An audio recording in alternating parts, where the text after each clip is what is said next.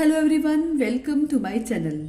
आज इस लेक्चर में हम सॉल्व करेंगे चैप्टर 2 पॉलिनोमियल्स की एक्सरसाइज नंबर 2.4 के question number 11 to question number 16। शुरुआत करते हैं क्वेश्चन नंबर 11 से। क्वेश्चन नंबर 11 कहता है factorise 27x cube plus Y cube plus Z cube minus 9xyz। यहाँ पे एक एल्जेब्रिक एक्सप्रेशन दिया गया है हमें और कहा है इसको फैक्टराइज करके बताओ। फैक्टराइज का मतलब इसके फैक्टर्स बना के बताइए। इसको फैक्टराइज करने के लिए सबसे पहले हम ये सोचेंगे क्या कोई ऐसी एल्जेब्रिक आइडेंटिटी है जो हम इससे अप्लाई करें और हम उसकी हेल्प से इसको फैक्टराइज कर सकें। तो हम यहाँ पे कौन सी आइडेंटिटी अप्लाई कर सकते हैं, वो है ये आइडेंटिटी। सबसे पहले हम सॉल्यूशन में यही लिखेंगे, वी नो दैट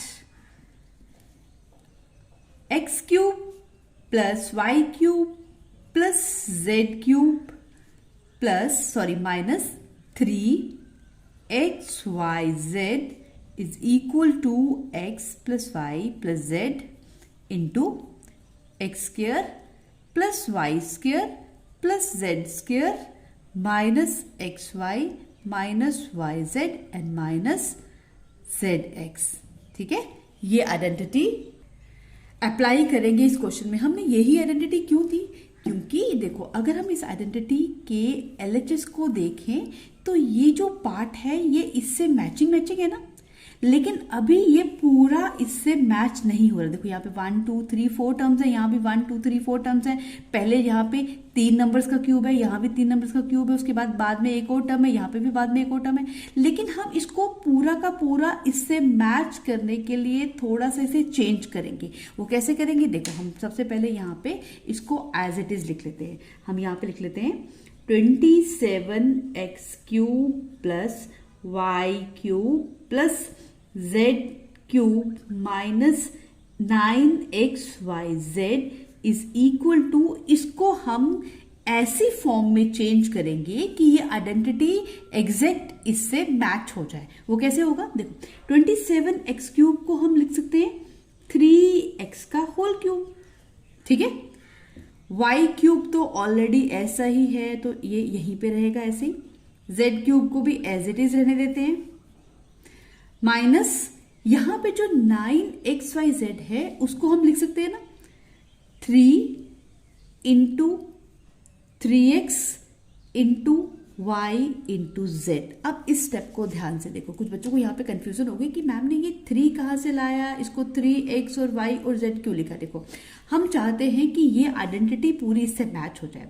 इस आइडेंटिटी में पहले है एक नंबर का क्यूब, तो यहाँ पे भी इस नंबर का क्यूब करेंगे तो ये आ जाएगा ना 27, तो इसको मैंने इस फॉर्म में लिख लिया। ठीक है, आगे एक और नंबर का क्यूब, फिर एक और नंबर का क्यूब, उसके बाद यहाँ होना चाहिए 3 into X into Y into Z. ठीक है, तो हमने ये 3 जो है इस आइडेंटिटी से लिया और ये जो 3x है ये क्या है, ये है x। ठीक है, और उसके बाद है ये वाली टर्म, उसके बाद ये वाली टर्म। ठीक है, तो मैंने इसको स्प्लिट करके अगर हम इसको मल्टीप्लाई करें वापस, देखो 3 3 9 xyz यही बन जाएगा। तो अब क्या करेंगे हम, अब हमें पता है कि ये जो होता है x cube plus Y cube plus Z cube minus 3xyz इसके बराबर होता है x plus Y plus Z into this. तो हम इसको अब ये लिख देंगे, इस आइडेंटिटी के हिसाब से x plus Y plus Z आना चाहिए। तो x क्या है यहाँ पे 3x, इसलिए ये बन जाएगा 3x। y क्या है, y ही है, z ही है। तो हम यहाँ पे इसकी जगह अब इसका जो ये फैक्टराइज्ड वाला स्टैंडर्ड फॉर्म है वो लिख देंगे। हमने यहाँ पे लिख दिया 3x plus Y plus Z. Again एक ब्रैकेट शुरू करेंगे, इस ब्रैकेट में हमें क्या लिखना है, x का स्क्वायर। यहाँ पे x क्या है 3x, तो 3x का स्क्वायर प्लस y का स्क्वायर, y तो y ही है इसलिए y का स्क्वायर प्लस z का स्क्वायर माइनस ये है xy, x क्या है 3x, तो 3x इंटू वाई माइनस उसके बाद है yz, तो हम लिखेंगे y into Z minus z into x की जगह हमें क्या लिखना है 3x। ठीक है, ये समझ आ रहा है ना आपको। हम इस आइडेंटिटी में ये वाली वैल्यूज पुट कर रहे हैं। अब इसको हम ओपन करते हैं तो will get 3x plus Y plus Z और यहाँ पे 3x का स्क्वायर जो है ये बन जाएगा 9x का स्क्वायर, ठीक है, 3x का whole square is 9x square plus Y square plus Z square minus 3xy minus Y Z and minus 3zx, ठीक है। तो ये और ये बन गए इसके फैक्टर्स, तो हमने इस तरह से इसको फैक्टराइज करके लिख दिया, ठीक है। आगे बात समझ। इसके बाद है क्वेश्चन नंबर 12। क्वेश्चन नंबर 12 कहता है verify that X cube plus Y cube plus Z cube minus 3xyz is equal to 1/2 X plus Y plus Z into X minus Y का whole square plus Y minus Z का whole square plus Z minus X का whole square. यहाँ पे आपको ये जो expression दिया है ये LHS और RHS को इक्वल करके बताना है आपने, ठीक है। अब इसे कैसे करेंगे, इसको करने के लिए मैं यहाँ पे आइडेंटिटी अप्लाई कर सकती हूँ। कौन सी वाली, ये देखो ये वाली identity. We know that X cube plus Y cube plus Z cube minus 3xyz is equal to X plus Y plus Z into X square plus Y square plus Z square minus xy minus Y Z minus zx, ठीक है। ये जो identity है यही हमने apply की थी ना क्वेश्चन नंबर 11 में भी। तो सबसे पहले हम देखेंगे कि इस आइडेंटिटी में ये पार्ट इससे मैच हो रहा था ना, इसका LHS वाला पार्ट, इसलिए मैंने यहाँ पे ये आइडेंटिटी जो है ये अप्लाई करने की कोशिश की। तो हम कहेंगे कि पहले ये इसके इक्वल है, ठीक है। अब हम देखो अगर इसके RHS में ऐसा कुछ करे कि ये इसके बराबर आ जाए तो हमारी वेरिफिकेशन हो जाएगी। हम क्या करेंगे, इसको इसके साथ मैच करने की कोशिश करेंगे। देखो यहाँ पे x plus Y plus Z तो है, यहाँ भी है, यहाँ 1/2 है लेकिन इसमें 1/2 नहीं है, और यहाँ पे है x माइनस वाई का whole square Y minus Z का होल स्क्वायर, तो यहाँ पे ये चीज नहीं है। लेकिन ये चीज लाने के लिए हम क्या करेंगे, इस वाले पार्ट को 2/2 से मल्टीप्लाई कर देते हैं, ठीक है। ये आसान सा स्टेप मैं आपको बता रही हूँ, बस ध्यान से देखना।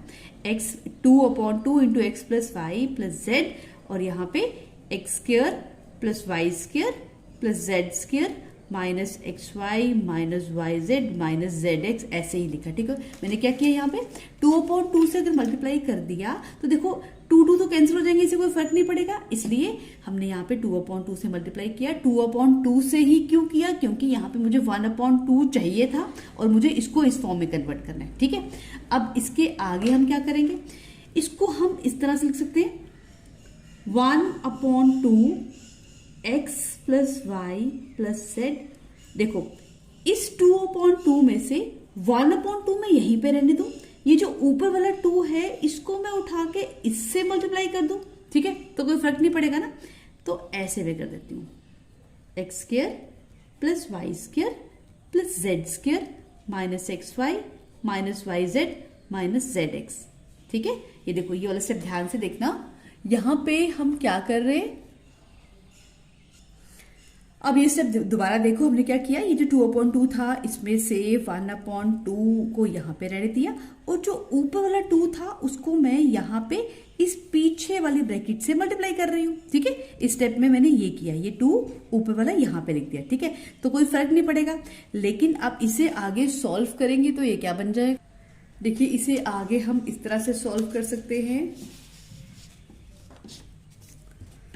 ये 1/2 जो है इसको मैं एज इट इज रहने देती हूँ, 1/2 X plus Y plus Z को भी एज इट इज रहने देती हूँ। यहां पे ये 2 इन सबसे मल्टीप्लाई हो जाएगा, ठीक है। ये जो 2 है इस तरह से मल्टीप्लाई होता जाएगा, ये बन जाएगा 2x square plus 2y square plus 2z square minus 2xy minus 2yz minus 2zx, ठीक है। यहाँ तो क्लियर हो गया ना कि मैंने इस 2 को ब्रैकेट के सारे टर्म्स के साथ मल्टीप्लाई कर दिया, ठीक है। अब क्या होगा, अब नेक्स्ट ये देखो ये 1/2 X plus Y plus Z, इसको कुछ नहीं करना, ठीक है, इसको एज इट इज लिख देना है। अब यहाँ पे इसको मुझे इस फॉर्म में कन्वर्ट करना है कि x माइनस वाई का होल स्क्वायर बन जाए, y माइनस जेड का होल स्क्वायर बन जाए। तो मैं यहाँ पे क्या करूंगी, इसको इस तरह से लिख दूंगी, देखो ये है प्लस है, ठीक है। देखो 2x स्क्वायर को हम x square plus x square लिख सकते हैं ना। मैंने क्या किया, इस स्टेप को ध्यान से देखना, बहुत बच्चों को यहाँ पे कंफ्यूजन हो जाती है। ये जो 2x स्क्वायर है इसको मैं लिख सकती हूँ ना x square plus x square. इसी तरह से 2y स्क्वायर को हम क्या लिख सकते हैं, y square plus y square. ये देखो ये इससे बन गए, ये इससे बन गए। और 2z स्क्वायर को मैं लिख सकती हूँ Z square plus z square, पहले इसको स्प्लिट कर दिया, ठीक है।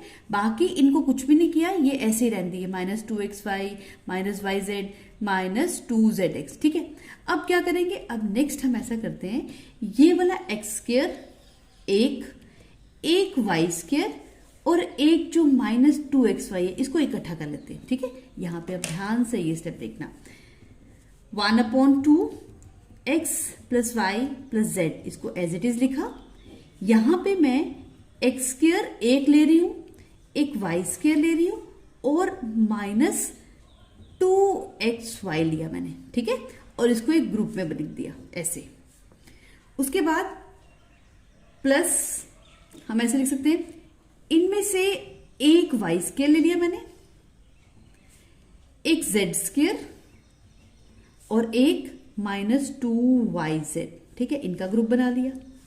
उसके बाद जो एक एक्स स्क्र बच गया था वो ले लिया, एक जेड स्क्र यहां बच गया वो भी ले लिया और -2zx ले लिया, वो भी यहां पे इकट्ठा कर दिया और इनका ग्रुप बना दिया, ठीक है। अब इस स्टेप को ध्यान से देखना, मैंने क्या किया, एक्स स्क्र में से एक एक्स स्क्र यहां ले लिया और एक एक्स स्क्र इसके साथ ले लिया, वाई स्क्र में से एक वाई स्क्र यहां ले लिया और एक वाई स्क्र यहां ले लिया, जेड स्क्र में से एक जेड स्क्र यहां और एक जेड स्क्र यहां, और जो ये -2xy था ये इधर आ गया एक्स और वाई के साथ, -2yz यहां पे आ गया, -2zx यहां आ गया, ठीक है।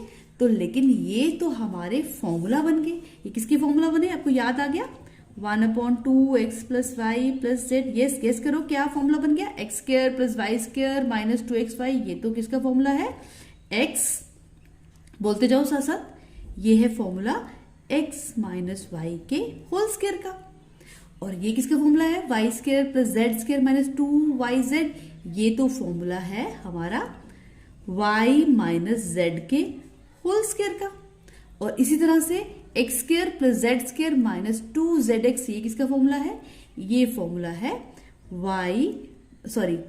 z माइनस एक्स के होल स्क्वायर का, ठीक है। तो हमने ये फॉर्मूला यहां लिख दिया, इसको ब्रैकेट को बंद कर दिया। अब देखो क्वेश्चन को ध्यान से, हमें यही चीज तो प्रूफ करनी थी ना, यही चीज हमें अपने RHS में प्रूफ करनी थी, ठीक है। तो ये हो गई प्रूफ। अब हम लिखेंगे therefore LHS is equal to RHS hence verified, ठीक है। तो इस तरह से हमने ये क्वेश्चन जो है इसमें लिख दिया कि LHS is equal to RHS और हमारा वेरिफिकेशन भी होगी। अब हम करते हैं सॉल्व इस एक्सरसाइज का क्वेश्चन नंबर 13। ये देखो क्वेश्चन नंबर 13 क्या है, क्वेश्चन नंबर 13 कहता है if x plus Y plus Z is equal to 0 show that x cube plus Y cube plus Z cube is equal to 3xyz, ठीक है।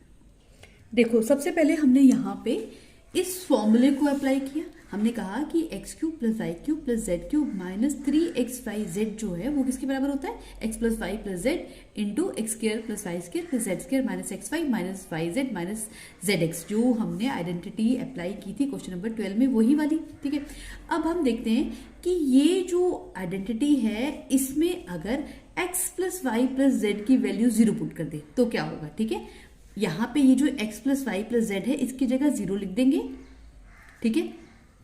तो क्या होगा, ये सारा तो बन गया 0 और 0 इंटू ये सारा x square plus Y square plus z square minus x Y minus Y Z minus Z x, ये तो ऐसे ही रहेगा, ठीक है। ये 0 मैंने कहां से लिखा, ये हम ब्रैकेट में मेंशन कर देते हैं, given x plus Y plus Z is equal to 0 की, ये हमें गिवन है, यहां से ये वैल्यू पुट की, ठीक है। अब देखो अगर ये 0 है तो 0 जब इससे मल्टीप्लाई होगा तो ये सारी की सारी टर्म्स भी 0 बन जाएंगी, तो ये तो पूरा का पूरा 0 बन गया, ठीक है। तो ये 0 बन गया, ये जो है ये एज इट इज रहेगा, x cube plus Y cube plus Z cube minus 3xyz क्या बन गया, यहां पे भी लिख लेते हैं, ये तो 0 बन गया, -3xyz इज इक्वल टू 0। अगर ये 0 के बराबर है तो x cube plus Y cube plus Z cube is equal to, इस टर्म को हम शिफ्ट कर सकते हैं RHS में। देखो इसको हम यहां से अगर शिफ्ट कर दें यहां तो क्या बन जाएगा, विल गेट 3xyz, ये पॉजिटिव बन जाएगा और इस तरफ शिफ्ट हो जाएगा। तो इसका मतलब हो गया कि x³ + y³ + z³ = 3xyz हो गया ना, हमें यही प्रूव करना था। तो LHS = RHS, हैंस वेरीफाइड। ठीक है, बस यहां पे लिख देना LHS = RHS। ठीक है, अब सॉल्व करते हैं क्वेश्चन नंबर 14। देखो क्वेश्चन नंबर 14 कहता है without actually calculating the cubes find the values of each of the following. यहाँ पे आपको कुछ नंबर दिए गए हैं, जैसे फर्स्ट पार्ट अगर मैं लूँ वो है -12 का क्यूब +7 का क्यूब +5 का क्यूब। आपको इन तीनों के क्यूब्स का सम फाइंड करना है, लेकिन कैसे करना है, ये कहा गया है कि आपने इनके क्यूब को बिना कैलकुलेट किए फाइंड करनी है इसकी वैल्यू। कैसे करेंगे, देखो हमारे पास एक आइडेंटिटी है, वो आइडेंटिटी क्या है कि इफ x + y + z = 0, कि अगर आपके पास 3 नंबर्स हैं, एक है मान लो x, एक है y, एक है z, अगर उन तीनों को प्लस करके 0 आता है तो x³ + y³ + z³ = 3xyz होता है। यानी कि अगर आपके पास 3 नंबर है जिन तीनों का सम 0 है तो उनके क्यूब का सम कितना होगा, 3xyz के बराबर। ठीक है, तो ये आइडेंटिटी हम अप्लाई करेंगे। ये अप्लाई करने के लिए सबसे पहले हम इन तीनों को ऐड करके देखते हैं। जैसे हमारे पास ये नंबर है -12, तो मैंने क्या किया, सबसे पहले हम लिखेंगे इस तरह से इसको, देखो -12 + 7 + 5 = देखो -12 में 7 + 5 ऐड करेंगे तो ये तो 0 बन जाएगा। ठीक है, देखो 7 + 5 भी 12 होता है, तो 12 और -12 0 बन जाएगा। यानी कि इन तीनों को ऐड करके 0 आ रहा है। अगर 0 आ रहा है इसका मतलब है, हम यहां लिखेंगे देयरफॉर कि इन तीनों का सम तो 0 आ गया, देयरफॉर -12 का क्यूब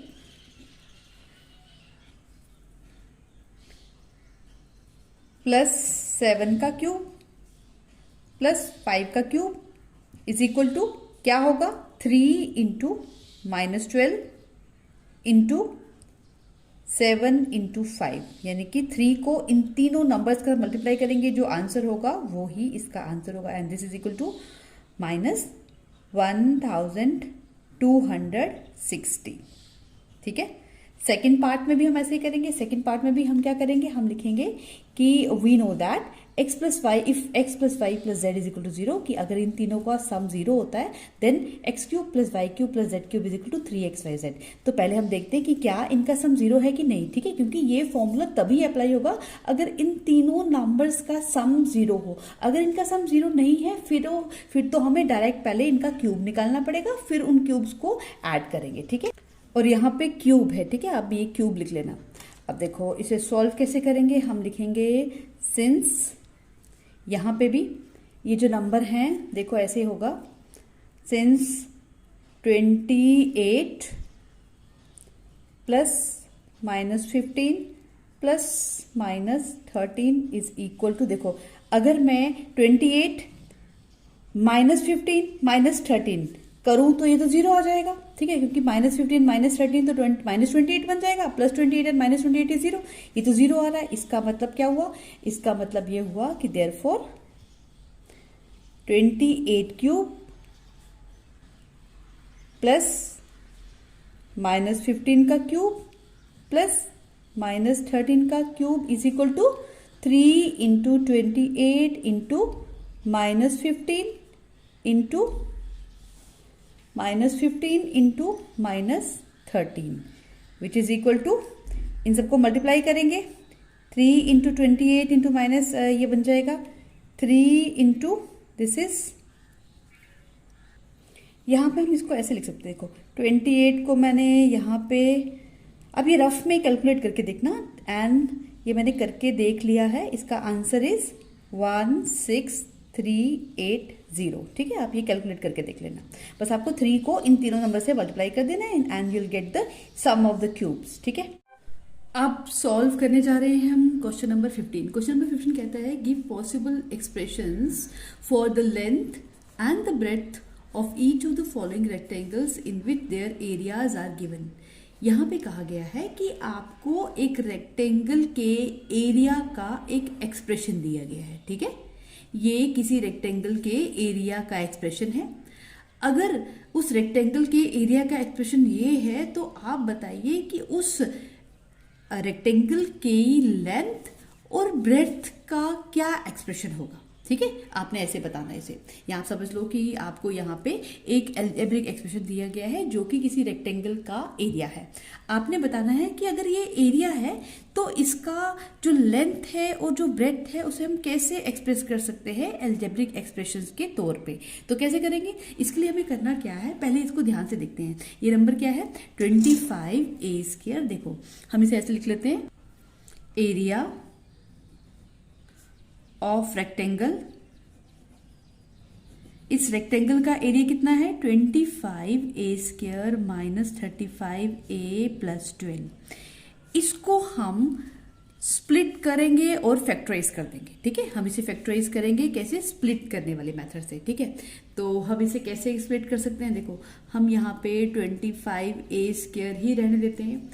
हमें ऐसे दो नंबर ढूंढने हैं जिन दोनों को मल्टीप्लाई करके क्या आएगा, जो 25 और 12 को मल्टीप्लाई करके आता है और उनको प्लस या माइनस करके आना चाहिए कितना, -35। तो वो क्या, -20a माइनस 15a और इसको +12 ऐसे ही रहने। देखो मैंने यहाँ पे क्या किया, मैंने यहाँ पे इन दोनों को इस तरह से स्प्लिट करना है। मतलब हमने यहाँ पे इसको ऐसे स्प्लिट करना है कि हमें ऐसे दो नंबर मिले जिनको मल्टीप्लाई करके वो नंबर आना चाहिए जो इन दोनों को मल्टीप्लाई करके आ रहा है। ठीक है, 25 × 12 करके जो आए वो आना चाहिए और इनको प्लस या माइनस करके आना चाहिए -35। ठीक है, तो हम ऐसे दो नंबर ढूंढेंगे जिनको मल्टीप्लाई करके वो नंबर आए जो 25 और 12 को मल्टीप्लाई करके। देखो 25 × 12 अगर हम करें तो विल गेट 300 और प्लस माइनस करेंगे तो क्या आएगा, -35। देखो अगर हम एक नंबर ले लेंगे -20, एक है -15, तो इन दोनों को हम अगर ऐड करें तो -35 आता है और अगर इनको मल्टीप्लाई करेंगे तो हमारे पास आ जाएगा 300। ठीक है, तो हमारे पास यही हमने नंबर ले लिए, हमने इसको ऐसे स्प्लिट करके लिख दिया। अब इसे आगे कैसे करेंगे, हम इसमें से और इसमें से कॉमन ले सकते हैं क्या नंबर, 5 और a। तो यहाँ पे क्या बच जाएगा, 5a और यहाँ पे -4।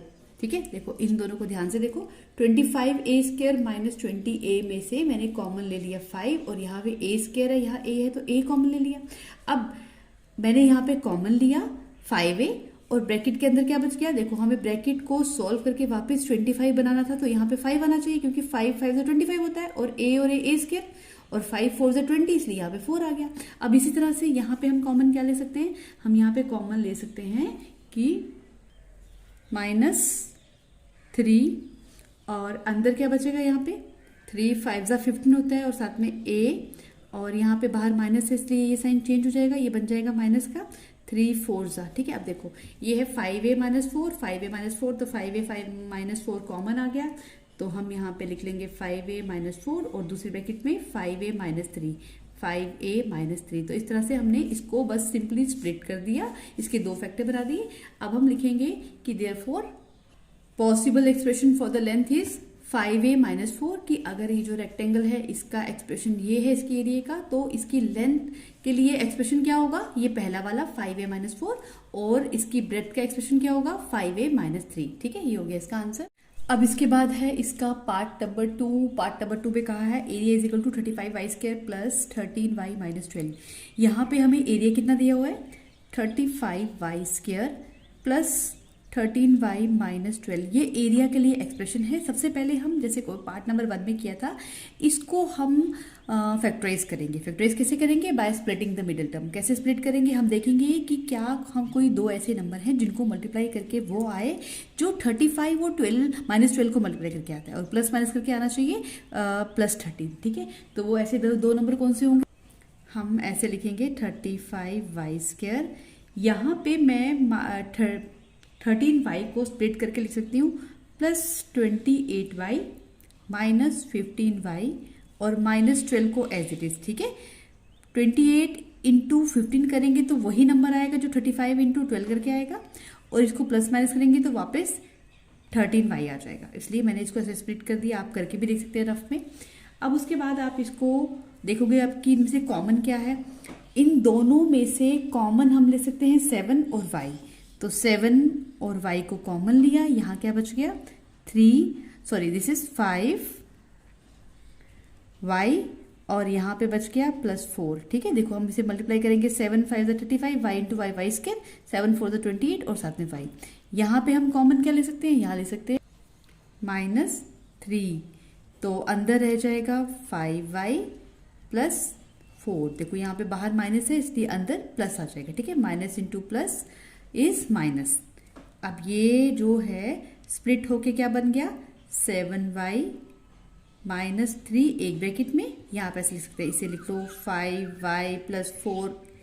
ये दोनों में से कॉमन ले लिया मैंने और दूसरी ब्रैकेट में 7y -3। ठीक है, आप ये आगे लिखो या ये लिखो कोई फर्क नहीं पड़ेगा, बस आपने एक कॉमन लेना है और दूसरी ब्रैकेट में ये लिख देना है। ये देखिए ऐसे। तो आगे हम ये कह सकते हैं कि इसके हिसाब से जो पॉसिबल लेंथ होगी, possible length is equal to 5y +4 और possible breadth is equal to 7y -3 की इनमें से हो सकता है कि एक लेंथ हो और एक ब्रेड्थ हो। अब सॉल्व करते हैं हम क्वेश्चन नंबर 16। क्वेश्चन नंबर 16 है ये हमारा। ये देखो ध्यान से पहले पढ़ के समझते हैं कि तो ये क्वेश्चन नंबर 16 कहता क्या है। ये क्वेश्चन कहता है what are the possible expressions for the dimensions of the cuboids whose volumes are given. कि अगर आपके पास कोई क्यूबॉइड है, उस क्यूबॉइड की वॉल्यूम के लिए ये एक्सप्रेशन दिया गया है, तो बताइए उसके बाकी डायमेंशंस क्या होंगे, मतलब लेंथ क्या होगी, ब्रेड्थ क्या होगी, हाइट क्या होगी। ठीक है, हम ये फाइंड करने के लिए भी हम जो ये एक्सप्रेशन दिया गया है ना, जैसे वॉल्यूम का एक्सप्रेशन दिया गया फर्स्ट पार्ट में 3x² - 12x, इसे फैक्टराइज करते हैं। इसके फैक्टर्स कैसे निकालेंगे, इसमें से कुछ कॉमन देखते हैं। कॉमन तो यहाँ पे 3 भी आ सकता है, x भी आ सकता है। तो अंदर क्या रह जाएगा, देखो 3x² में से 3x कॉमन लिया तो यहाँ बच गया x -4। ठीक है, तो इसका मतलब हो गया कि अगर ये इसकी वॉल्यूम फैक्टराइज होके ऐसे बनती है तो अगर ये एक क्यूबाइड है तो इस क्यूबाइड के लिए डायमेंशंस क्या हो सकते हैं कि लेंथ इसकी हम 3 ले सकते हैं, ब्रेड्थ x कहाँ से लिया मैंने ये। ठीक है, देखो इसको मैंने ऐसे स्प्लिट कर दिया, इसको मैंने 3 पार्ट में स्प्लिट किया, फर्स्ट, सेकंड और थर्ड।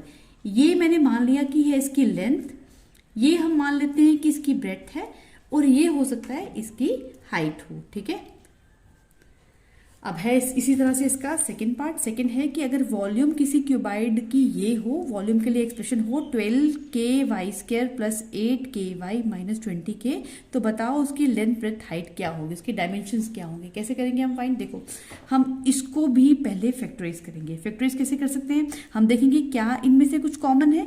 यहाँ तो इसको स्प्लिट करने से पहले हम यहाँ पे कॉमन ले सकते हैं। कॉमन क्या आ सकता है, यहाँ पे 4 कॉमन आ सकता है और k तो k भी कॉमन आ सकता है। 4 मैंने कॉमन क्यों लिया, क्योंकि 4 12 8 और 20 तीनों के टेबल में आता है। ठीक है, तो यहाँ पे क्या बच जाएगा, यहाँ बच जाएगा 3y²। देखो 12k y² में से 4k कॉमन लिया तो 4 3 12 होता है इसलिए यहाँ पे 3 बच गया और y²। यहाँ पे क्या बच गया 4 2 8 होता है इसलिए यहाँ पे 2k तो बाहर है इसलिए y, और उसके बाद यहाँ पे 20 है तो 4 5 20 होता है, तो ये नंबर बच गया यहाँ पे। ठीक है, अब इसको हम स्प्लिट करते हैं क्योंकि ये क्वाड्रेटिक इक्वेशन। इसको स्प्लिट कैसे कर सकते हैं, इसको हम लिख सकते हैं इस तरह से। देखो 4k को मैं एज इट इज रहने देती हूँ, इसको मैं लिख सकती हूँ 3y² + 5y - 3y - 5। मैंने क्या किया, ये जो 2y था इसको मैं ऐसे लिख सकती हूँ ना,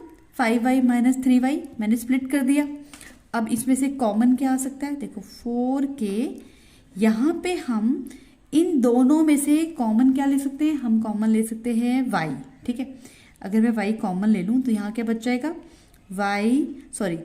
3y + 5, और यहाँ पे हम कॉमन ले सकते हैं -y, तो अंदर बच जाएगा 3y + 5। ठीक है, अब इसके बाद हम यहाँ पे क्या लिख सकते हैं, 4k 3y + 5 कॉमन आ गया और y - 1 दूसरे ब्रैकेट में आ गया। ठीक है, तो इस तरह से मैंने इसे स्प्लिट कर दिया और फैक्टराइज कर दिया, तो एक फैक्टर ये, एक फैक्टर ये, एक फैक्टर ये। इसलिए हम मान लेते हैं कि इनमें से एक फैक्टर जो है हो सकता है कि ये इस क्यूबाइड की लेंथ हो, तो possible expression for the length is 4k और possible expression for the breadth is 3y plus 5 and possible expression for the height is y-1। इनमें से एक हाइट लेंथ, एक ब्रेड्थ, एक हाइट ले लेंगे, ठीक है। तो आज की वीडियो में बस इतना ही, मिलते हैं नेक्स्ट वीडियो में। लेकिन जाने से पहले याद दिला दूं कि अगर चैनल में नए हैं तो प्लीज प्लीज चैनल को सब्सक्राइब जरूर कीजिए, ताकि आने वाली वीडियोस का नोटिफिकेशन आपको टाइम पे मिल सके। तो तब तक के लिए bye bye and take care.